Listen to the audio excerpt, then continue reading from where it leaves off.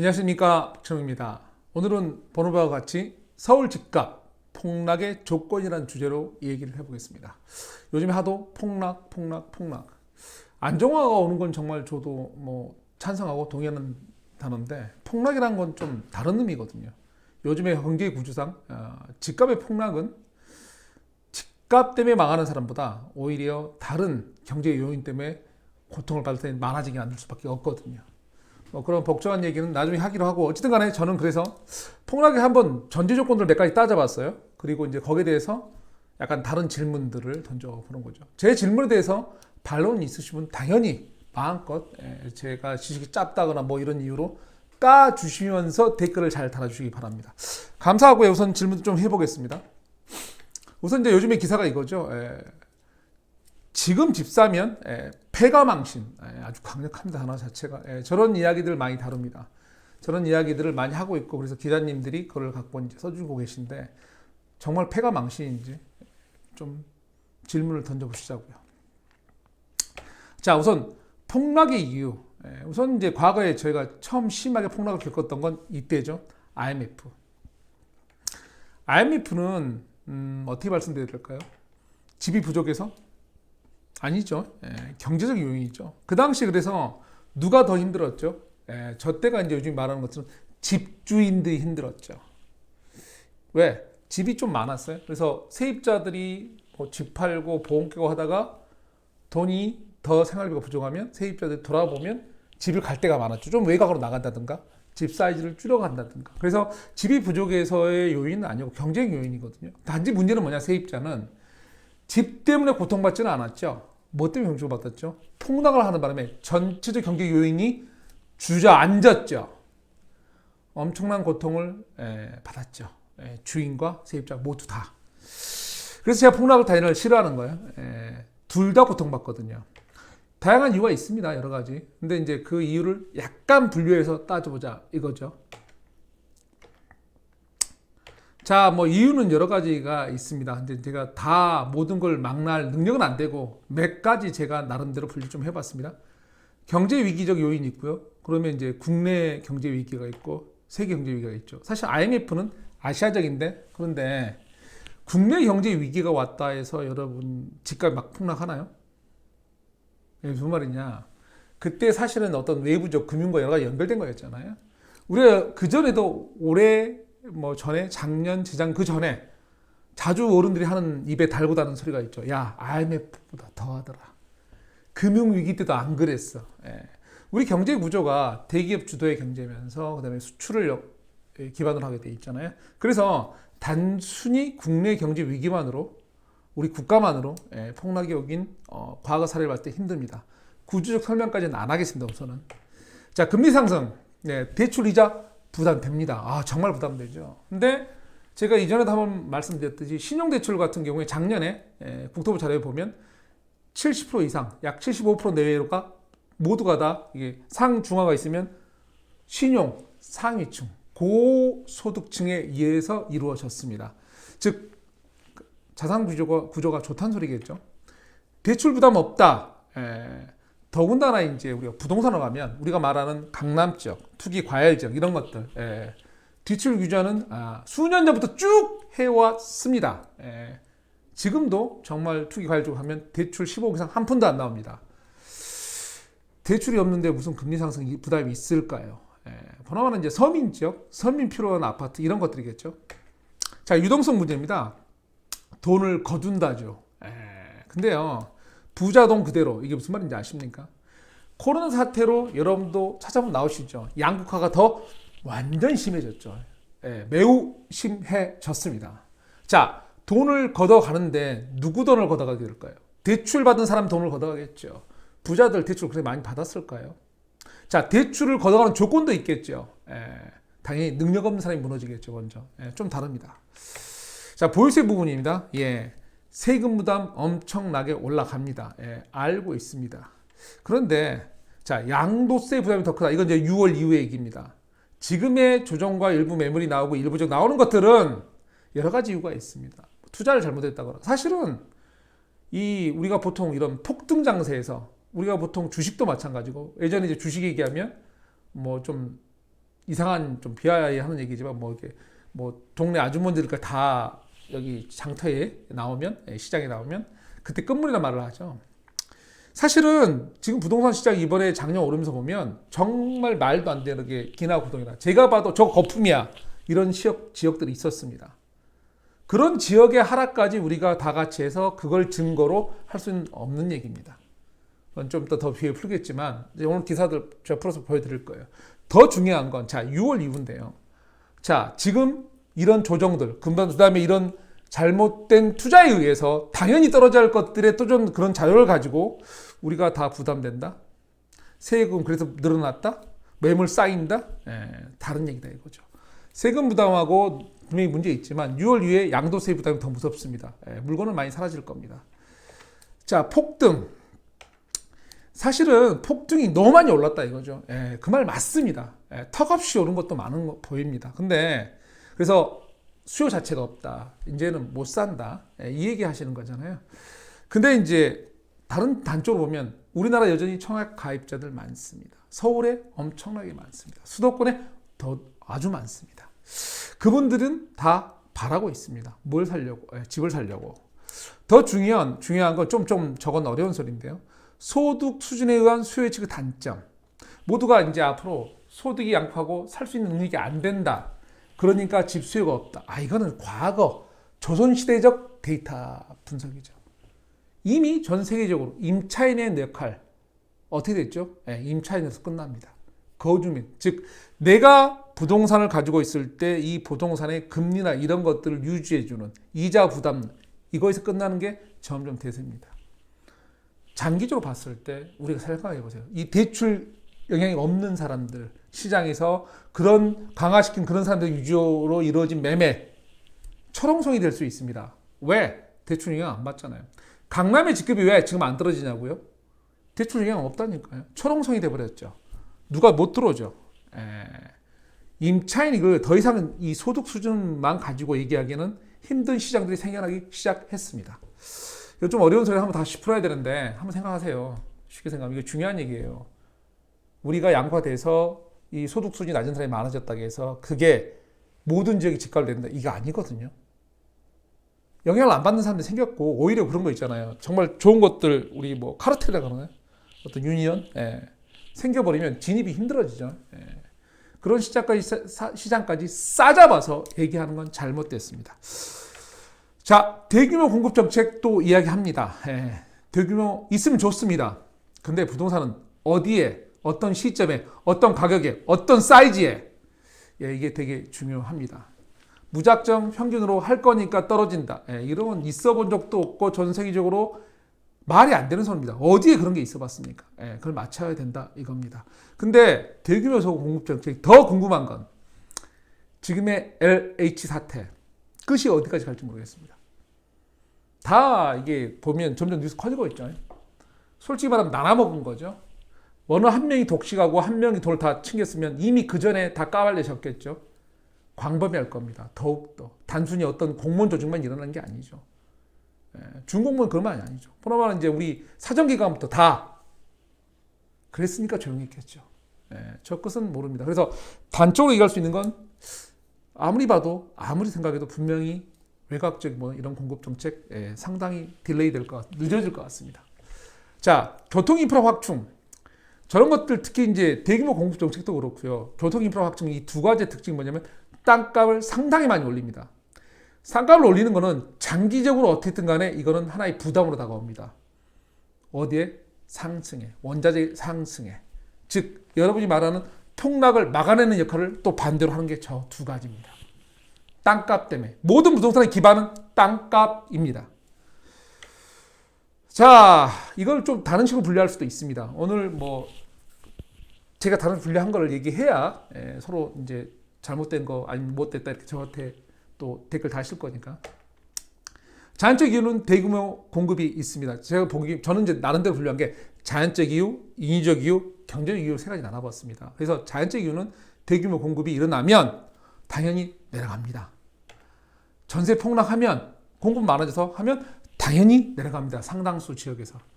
지역 인구 감소하면 그 지역의 인구가 감소해야 됩니다. 전국의 인구가 감소하는 게 아니고 전국의 인구 감소는 어느 일부적으로 오히려 인구를 편향시키죠. 배후 인구 지역, 산업 기반 다. 그래서 이건 좀 다르죠. 그 지역 인구 감소해야 됩니다. 지금의 수도권 인구 감소하지 않습니다. 자, 세금 인적 이후에는 세금 강화, 정부 정책이죠. 그 다음에 대출 규제, 그 다음에 이제 토지거래 허가 같은 아주 강력한 거, 이런 것들이 인적 이유로 다운 시킵니다. 경제적 이유는 아까 말씀하신 이제 처음에 얘기한 세계 경제 위기가 있고요. 금리 대폭 인상 이런 것들, 갑자기 이제 어떤 유동성을 걷어들이기 위해서. 그 다음에 이제 소득의 양극화도 되게 경제 이유입니다. 이런 것들을 분리해서 따져봐야 되겠죠. 근데 가장 중요한 건 어떤 이유일까요? 당연히 얘입니다. 아무리 인위적 이유로 세금 강화를 시켜도 이거는 버티기 정책입니다. 왜? 저거 왜 강하냐고요? 쉽지 않거든. 실제 공급이 없거든. 문제가 있거든. 그러니까 어떻게 하죠? 누르죠. 유동성 너무 크거든. 누르죠. 누르기 위한 정책, 버티기 정책입니다. 근데 이 자연적 이유를 해결하기 위한, 저 이유를 만들기 위한, 근데 저게 해결이 안 되면 버티기 정책의 한계가 나옵니다. 경제의 이유는 뭐냐면 임대 수요 폭증. 정말로 세계 경기 IMF 같은 온다. 제가 아까 처음에 시작했죠. 여러분 먼저 뭐냐면 임대인도 집주인도 고통받지만 경제 위기 폭락이 되잖아요. 세입자분들 고통이 다른 요인에서 엄청날 겁니다. 자, 좀 기사들 슬슬 좀 볼까요? 많아요. 그러니까 뭐 왜 따져봐야 되니까. 자, 우선은 이제 이건데요. 한국은행이죠. 코로나 경제 위기 가져왔지만 혁신 궤도 상전. 이게 뭐냐면 무조건 이 경제 위기가 폭락만을 얘기하지 않는다. 실물 경제 이런 얘기거든요. 뭐 뒤에 있으니까 지금 넘어가. 코로나 그다음에 이제 과거 경제 위기가 심각하죠. 근데 뭐가 심각하다? 성장 불균형. 좀 더 들어가 볼까요? 여기서 봐야 될 건 뭐냐면 이런 거예요.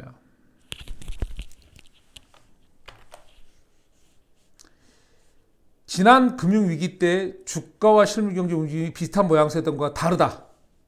다르다죠. 제가 오늘 펜 오랜만이니까 펜도 직선도 잘 못 긋네요. 달라요. 이게 다르게 되어 있습니다. 다르다고 지적을 했어요. 달라요.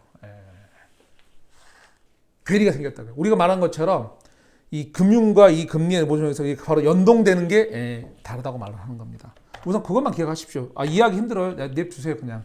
뭐냐면 다른 것 뒤에 보면 대충 알아합니다. 이건 전조로 얘기한 거고. 자, 경제 위기인데 그 대응하기 위해서 독일에서 80조 원을 더 낸답니다. 미국은 얘기할 것도 없습니다. 어마어마합니다. 미국 지금 돈 푸는 양이. 자, 여기서 하는 기사를 다시 한번 쓴 이유는 폭락? 한국에 반하냐고요? 폭락하면 막습니다. 왜? 질서 있는 정상화. 얼마 전에 이제 여당의 서울시 대표인 박영선 의원도 그러셨죠. 충분히 폭락은 바르지 않고 좋은 게 아니라고. 그 이유는 여러분 진짜 폭락은 IMF 생각하시면 돼요. 근데 그때보다 지금의 문제는 뭐냐면 이 튼튼해졌어요. 많은 지역에서 대출 부자나 모여서 이 초롱성들이. 그래서 오히려 여러분이 바라는 그런 분들, 부자들의 영향은 없고 애매모호한 층이 이제 타격을 받겠죠. 그리고 잘못된 투자하는 사람들, 정상적으로 떨어져야 할 사람들. 상인에 오른 거에 모든 게 다 정확히 우리가 어떤 마땅하다 그럴까? 어느 근거시 오른 거 아는 지역들 의외로 많거든요. 자, 많으니까 지나가 볼게요. 자, 강경 규제 나오나? 4월 달에 규제 나온답니다. 그런데 이제 여기 보시듯이 뭐라 나오죠? 일부 완화 방침. 뭐죠? 완화? 규제는 할 만큼 했고요. 사실 제가 보기에 규제를 더한다? 뭘 위해서인지 모르겠습니다. 사실은. 완화는 이거죠. 무주택자. 당연히. 무주택자 살 물건들 갖고 계신 분들 그러면 청약 되기 전 많죠. 청약 점수 안 되는 분들 더 많죠. 청약은 수도권만 해도 수백만인데 우리가 공부할 수 있는 제한돼 있죠. 도심 안에는 다 조합한 물건이죠. 생각 잘 하시면 됩니다. 자, 역풍선 효과 강남 다시 들썩. 들썩 안 됩니다. 이게 이제 지금 4월 18일 기사였는데, 요즘에 뭐 말 많고 토지거래 허가 묶인 지역, 묶였거든요, 저기. 여기. 묶여 있어요. 되게 강력하죠. 근데 각종 규제에 뭐라고 나오죠? 강남 등 서울로 수요 회기. 속칭 말하는 똘똘한 한 채 말하는 거죠. 그래서 보면, 이게 보면 이제 여기 보면 여기 진짜 무서운 내용이에요. 여전히 우리가 말하고 있는데 현재 투기 과열주기 15억 넘으면 초과주택 대출담표 단 한 푼도 안 나와요. 한 푼도. 10원도 안 나와요. 근데 뭐 하고 있다? 신고가 갱신하고 있다. 우리 항상 말하는 게 강남발. 누가 댓글 다셨더라고요. 왜 강남 위주로 기사에서 분석했냐고 지난번에. 항상 여러분 기사 보셨잖아요. 투자를 계속 해온 분들은 안 해봤으니까 그걸 모르시죠. 여태까지 투자 기사에 여태까지 우리가 수년 동안 아니면 그 전에도 우리가 어떤 지역의 가격 오를 때 평가 기준 기사에 자주 나오는 단어 강남발, 강남 재건축발 그 불씨가 안 사라졌다고 말씀드리는 거예요.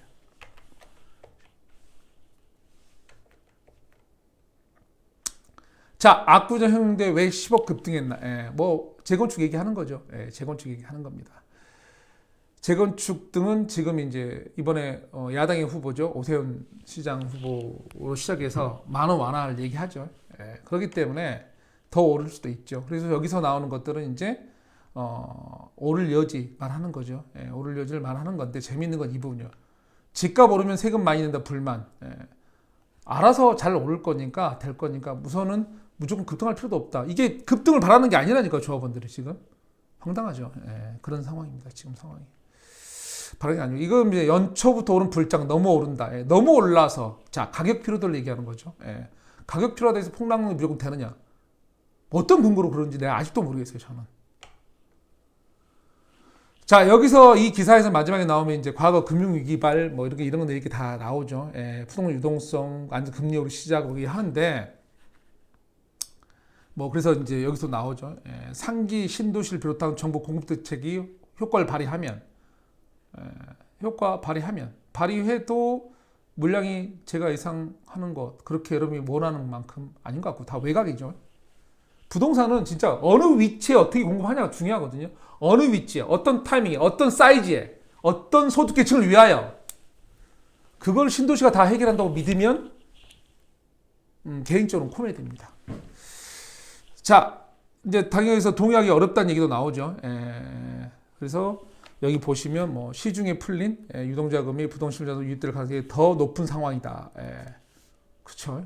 더 높은 상황. 불안하잖아요. 금융위기. 여러분 금융이라며 주식이 망가지면 대가 어디 될 것 같은데 한때는 이런 뉴스 많았어요. 한 10년 전에 시장 주식하고 부동산을 반대로 보는 거지. 그래서 여기 떨어지면 이게 올라간다. 요즘에는 쓱 사라졌어요. 이상하게 얘기하더라고요. 자, 금리 인상 가능성은 있어도 한꺼번에 급격히 오를 수 없다.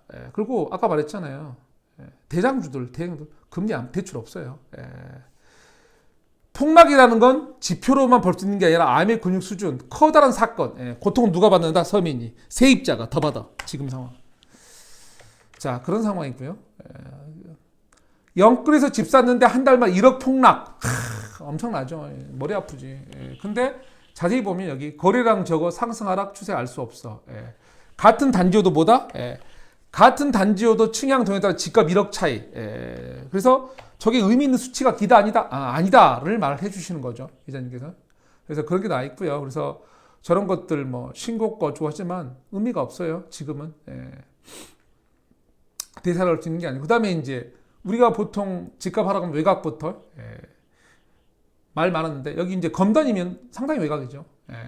근데 반전 집값 뭐라고 나왔나 볼까요? 아파트값 1년새 뭐라고요? 급등. 요즘도 저게 크게 떨어지지 않았기 때문에 저 기사 뜬 거거든요. 사실은. 분양가 호가 20억. 서울 집값 오르니 이익이 신도시 몰린다. 분양가 호가 20억이에요. 3월 22일. 다 저 요즘 기사 갖고 얘기해요. 어느 쪽은 폭락을 얘기하지만 진실 현장 가보면 지금 다른 상황이에요. 더군다나 이제 뭐 다른 허구 얘기도 할 필요 없고. 자, 두 담대 이어 전세대출 금리 오른다. 고객들 곤혹스럽죠. 근데 제가 질문 한번 던져볼게요. 질문. 전세대출 금리 오른다. 그래서 이거하고 집값하고 무슨 상관이에요? 전세대출 오르면 전세가격 떨어지나요? 어떤 분이 질문하더라고요. 저한테. 상담하면서. 전세가격, 그 전세금도 오른다, 떨어진다. 주담대까지는 이해할 수 있는데 저거는 왜요? 떨어지면 자, 딴 데 옮겨갈 데 있나요?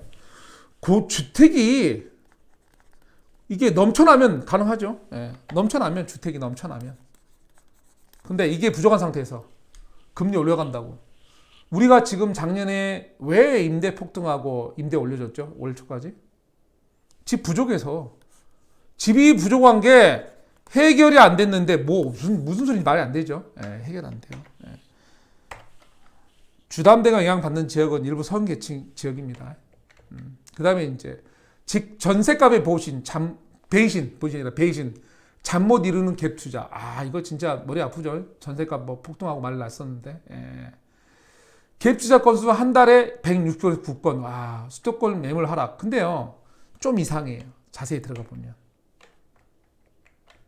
이게 뭐가 이상하냐면요. 아, 제가 이거 안 했다. 좀 확대해서 볼게요. 자, 갭 투자를 하셨는데 여기 나온 것들이 뭐냐면 시세 10억 아파트 갭 투자, 전세를 낀 매매 계약을 했는데 잔금 납부일 나고 있는데 아직까지 전세 입자를 찾지 못해 걱정 이만저만. 좀 말이 안 돼요. 갭 투자라는 건 그 지역 특성에 맞게 하는 거거든요. 예, 특성에 맞게 하는 건데 아까도 말했지만 이 지역에 이 갭 투자라는 거, 갭 투자 있잖아요. 갭 투자. 갭 투자는 우선 전세의 흐름 방향이 이렇게 상승인지 확인을 하죠. 집이 부족한지. 예. 그리고 그 지역의 부족한 테마라는 게 모든 게 부족하지 않아요. 테마 사이즈가 맞는지도 보죠. 그다음 더 중요한 거죠. 갭 차이를 보죠. 예. 앞으로 갭 차이가 더 줄어들까? 이게 아니고 진정한 갭 투자는 확정된 걸 보죠. 지금 이거는 뭐냐면 올라갈 걸 예상하고 샀다 이 말을 하시는 거거든요. 되게 위험한 투자를 하신 거죠. 예? 자, 전세에서 올라갈 거, 어쩌 맞출 수 있다. 우리가 전세란 건요.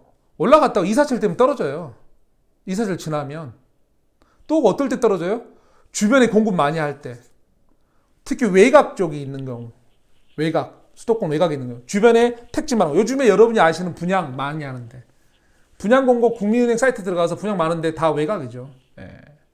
당연히 공급이 이루어지고 요즘 입주 이루어지는 것들. 예.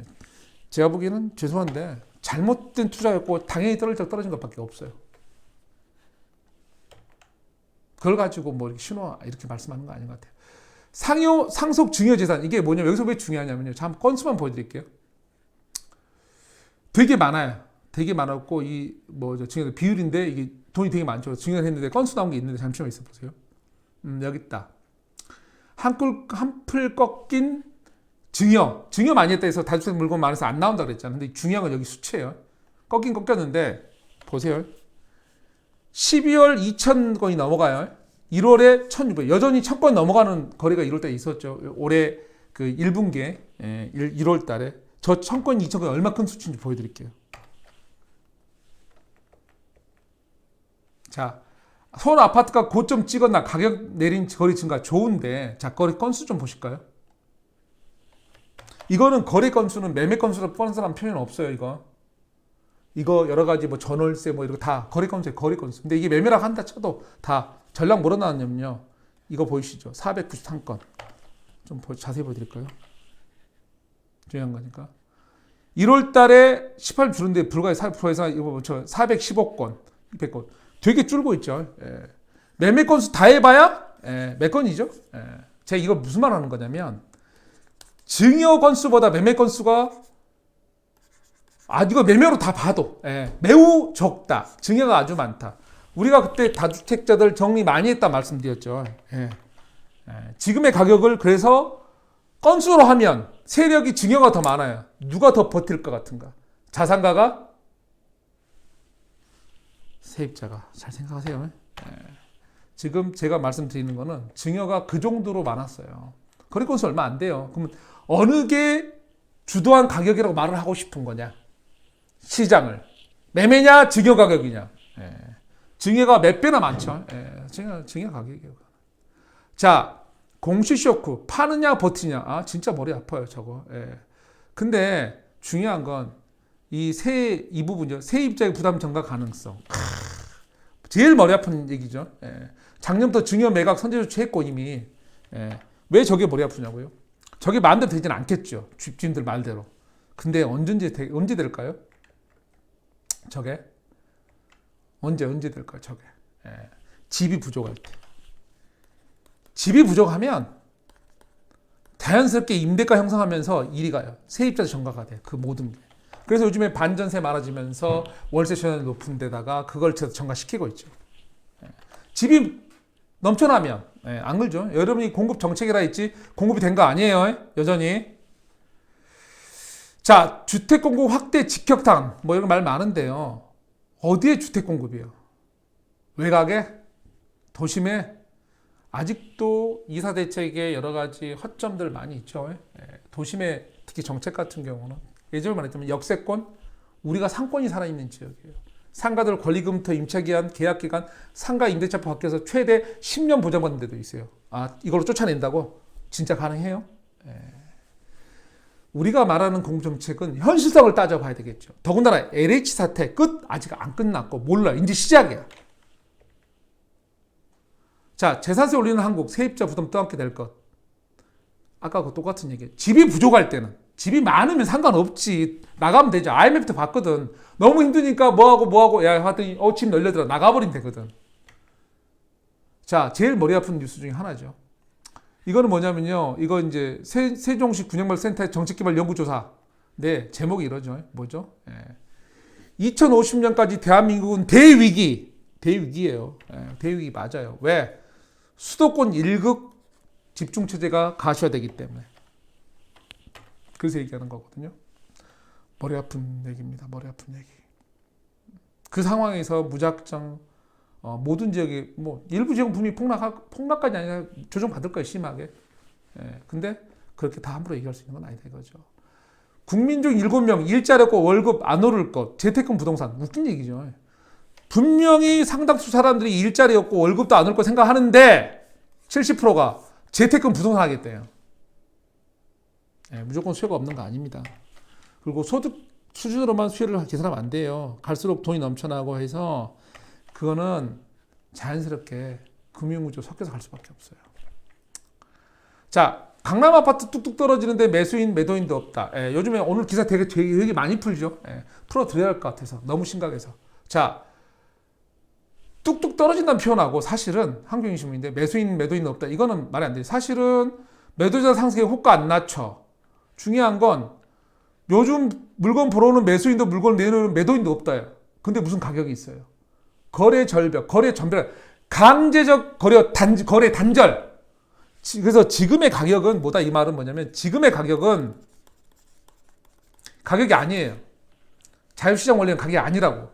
그 가격을 기준으로 미래 전망을 하겠다? 코미디죠. 완전 코미디가 돼버려. 그러면. 그래서 이제 마무리 정리 좀 하죠. 시각 바탕을 본다면 전국적 인구 감소는 수도권 인구와 산업 집중. 아까 그 기사를 정리해서 몇 마디만 하자는 거예요, 제가. 자, 전국 인구 감소에서 장기적으로 좀 보면 데이터가 뭐냐면 인구 감소 얘기 많이 하잖아요. 근데 이거는 한마디로 수도권 인구와 산업 집중이에요. 수도권에. 그래서 우리가 생각하는 어떤 일부 공급을 상당수 이뤄내도 여기에 신도시, 여기 중심이요. 신도시 여기에 공급을 좀 늘려놨어요, 상당히. 그래도 이걸 채울 만한 인구가 더욱더 수도권 온다는 소리예요. 더.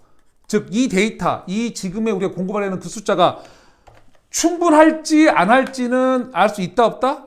그거는 모른다. 모른다. 그거는 진짜로 모른다예요. 뭔지 아셨죠? 그거는 진짜 모른답니다.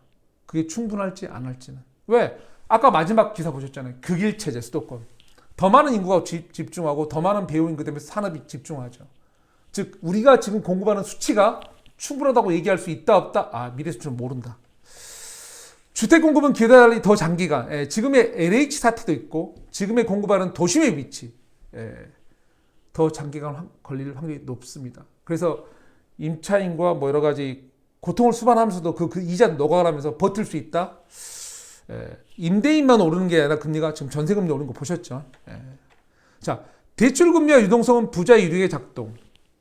양극화 심한 시대에서 결론은 임차인은 거주자의 역할로서 이 물건을 버티게 하는 금융이자 이미 월급 모아서 집 산다는 구조 깨졌어. 그 말이 안 돼, 전 세계적으로.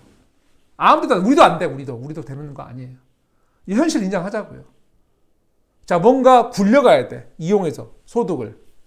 근데 나는 월급 모아서 가겠대. 나는 투기 않고 가겠대. 뭐 투자든 투기든 간에 버티기 힘듭니다. 버티기 쉽지 않아요. 양파 심해들 사이에서 위에서는 그냥 그건 투자기로 잡히죠. 특히 땅값 엄청나게 오르죠. 경제 위기는 임대 수요를 폭증을 해요. 여러분이 말하는 진짜 폭락이 온다면 임대 수요 폭증합니다. 근데 집이 없잖아, 우리가 문제가. 자, 공급 부족 상태에서 세금 부담은 세입자에게 100% 전가됩니다. 정책적 거래 단절이 시장 가격은 왜 아까 말씀드렸죠. 아예 물건 내놓은 사람도 다 없어. 그 가격이 가격이냐고. 그거는 착시 가격. 자연적 가격 안정 요인. 제가 자연적 말했죠. 주택 공급이 확실히 일어난다거나 어느 지역의 일부 인구가 확 감소한다거나 그런 명확한 이유, 자연적 이유. 나머지 정책적 요인이나 이런 것들은 인위적인 거니까 그 외에 다른 건 허상일 수 있습니다.